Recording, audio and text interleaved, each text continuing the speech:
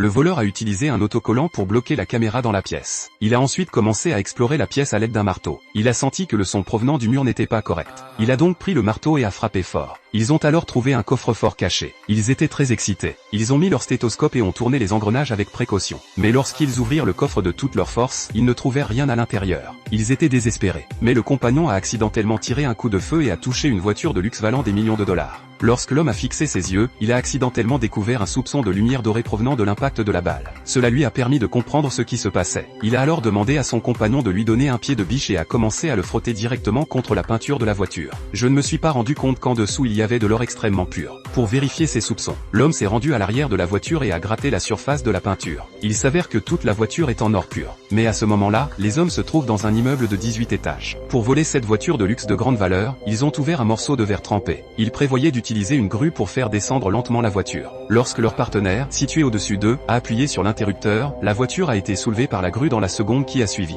Elle est ensuite descendue avec précaution sous le contrôle d'un instrument. Bientôt, ils atteignent l'étage qui leur a été assigné. Et leurs compagnons d'en bas attendent depuis longtemps. Ils discutent du plan par l'intermédiaire de l'interphone. Puis ils fixent les cordes à la structure d'acier. À ce moment-là, Black a grimpé le long de la corde et s'est préparé à entrer dans la cabine pour l'étape suivante. Mais au moment où tout allait bien, son compagnon a soudain glissé. L'instant d'après, il a suivi la voiture jusqu'à 10 000 mètres d'altitude et s'est mis à osciller au gré du vent, manquant de tomber. Heureusement, il s'est accroché au pare-choc de la voiture. C'est pourquoi il n'est pas tombé dans une flaque de chair. À ce moment-là, ils sont tous les deux arrivés au fond de la voiture. Alors qu'il était sur le point de perdre pied, son compagnon lui a tendu la main et l'a tiré vers le haut. Puis, ils ont tenté de le sauver de leur mieux. Mais les deux hommes dans la voiture ont paniqué. Ils étaient à un pas du bâtiment, mais ils ne pouvaient rien faire. Les deux hommes ne pouvaient que risquer leur vie et commencer à faire pivoter la voiture vers la vitre. Et le compagnon de ramasser le crochet de fer, prêt à partir. Après plusieurs tentatives, la voiture s'approche enfin de la fenêtre. Voyant que le moment est venu, le compagnon accroche résolument la voiture. Dans la seconde qui suit, les deux hommes parviennent à traîner la voiture jusqu'au sol.